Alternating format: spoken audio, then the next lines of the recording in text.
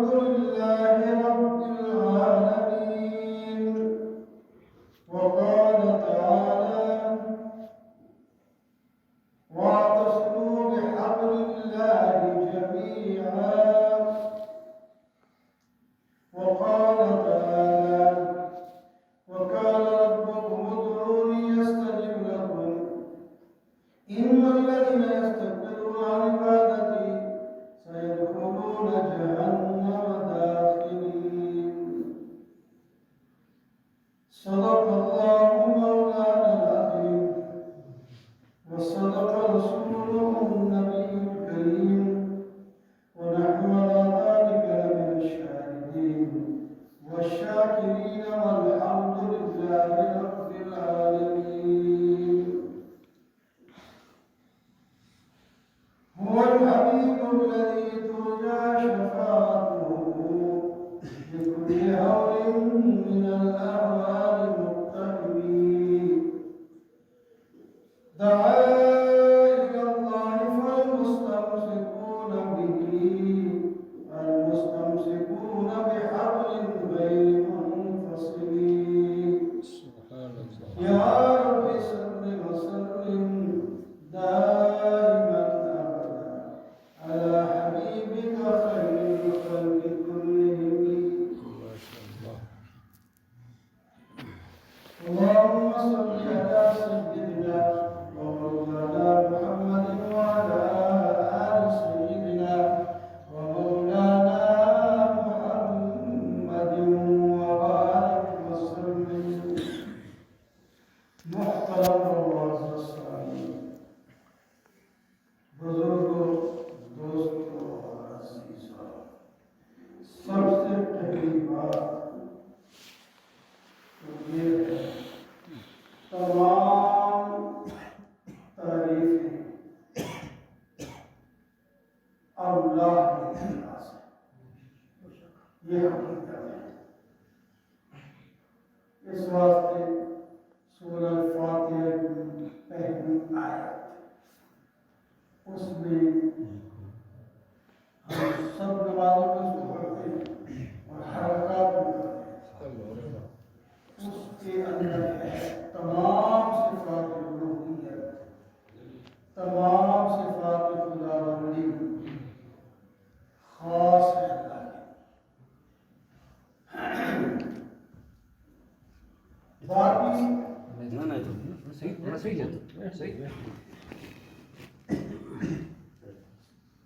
ماشاء اللہ اللہ تعالیٰ نے اپنی مخلوق پیدا کی ہے. اس میں لگا بڑی بڑی شان مخلوق میں بھی ہے، لیکن جو شان ہمارے آقا نبی کریم صلی اللہ علیہ وسلم کی ہے، اس کا مقابلہ کائنات کی کوئی چیز نہیں کر سکتی. آپ کی شان سب سے اونچی، آپ کی صفات مخلوق میں سب سے اونچی.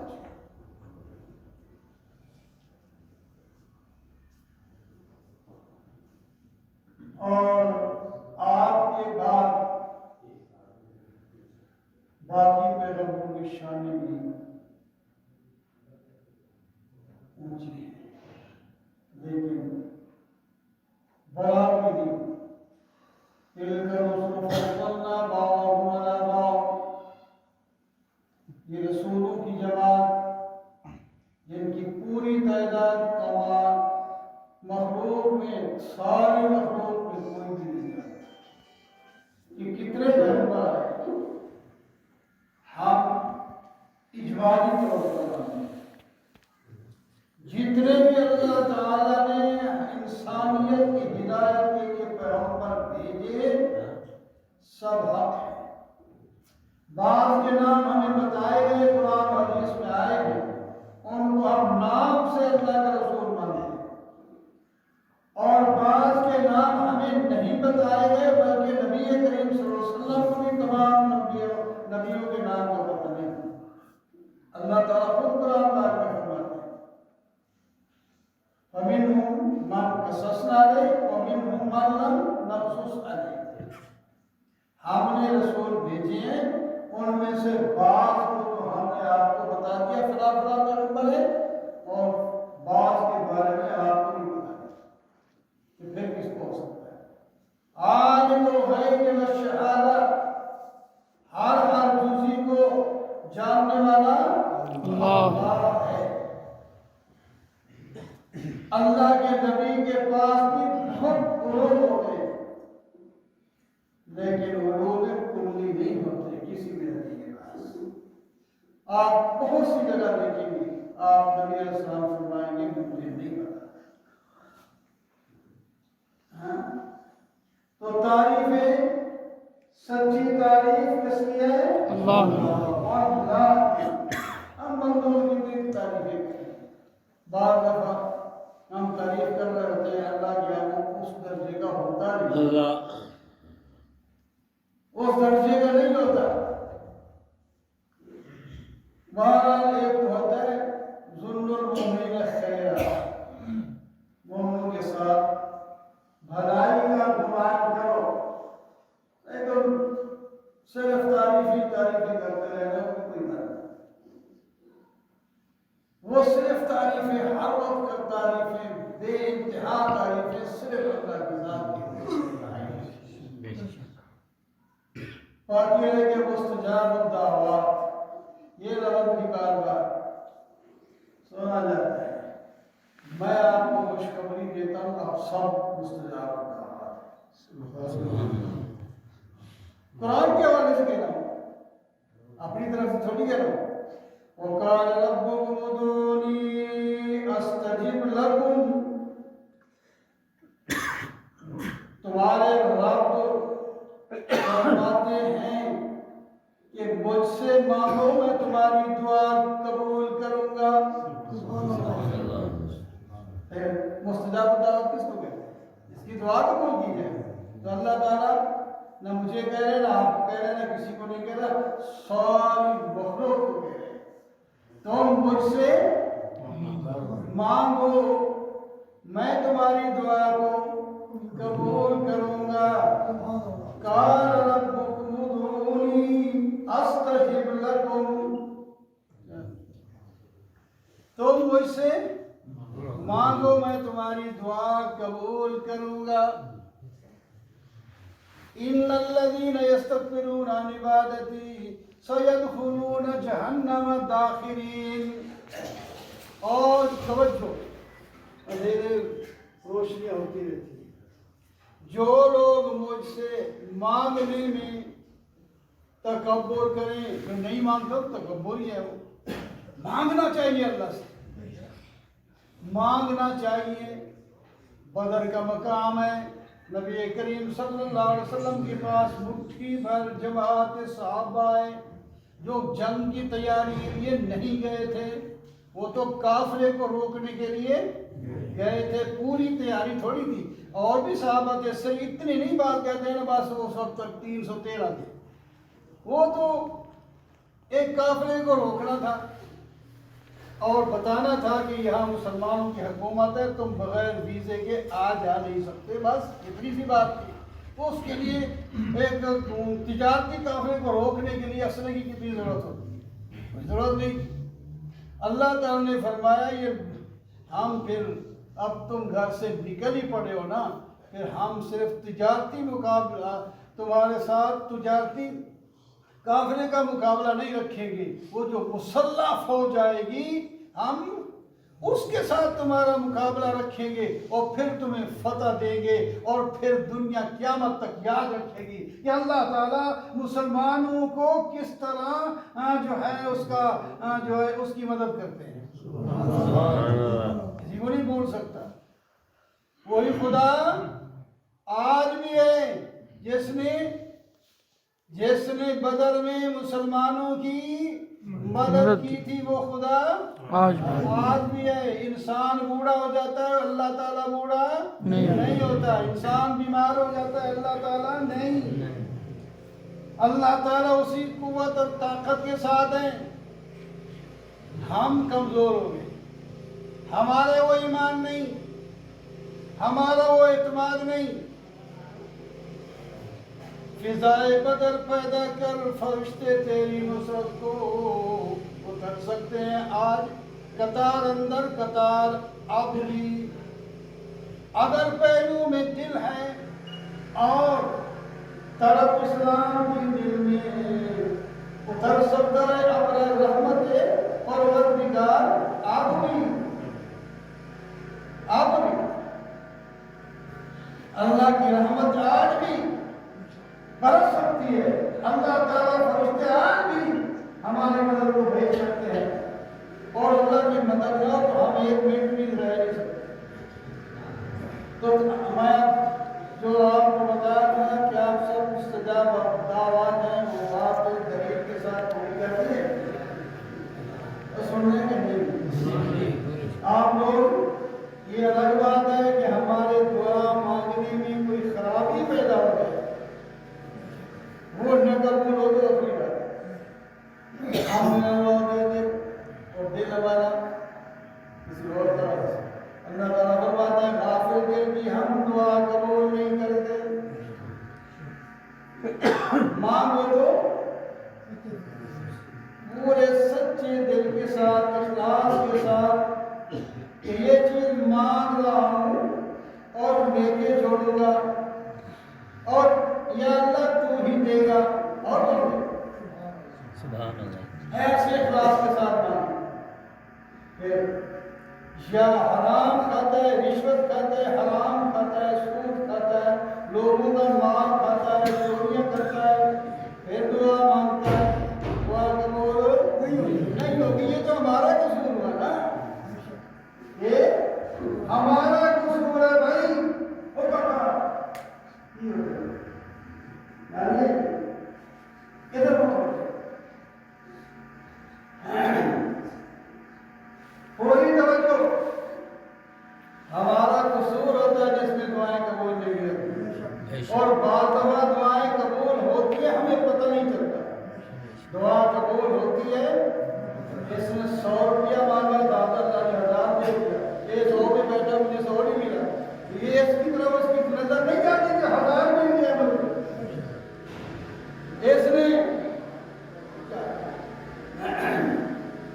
کچھ مانگا تھا اللہ نے اس سے بڑھیا دے دیا اس کو پتہ نہیں چلی کہے گا نہیں تھوڑا کیوں نہیں قبول ہوئی دعا میں قبول ہوگی مانگے اللہ سے اللہ ضرور دے اللہ خوش ہوتے کائنات میں کوئی بھی ایسا نہیں جو کبھی نہیں نہ کہے نبی علیہ السلام کے بارے میں آتا ہے آپ کی زبان پر لا نہیں آیا جب کسی نے مانگا تو آپ نے دیا ہے کبھی یہ نہیں کہا کہ نہیں لیکن قرآن و حدیث میں آیا ہے کئی دفعہ ملا سب کے پاس نہیں ہے پھر صحیح جب آئے دے دو لیکن اللہ تعالیٰ ایسا نہیں ہے اللہ تعالیٰ دیتے ہیں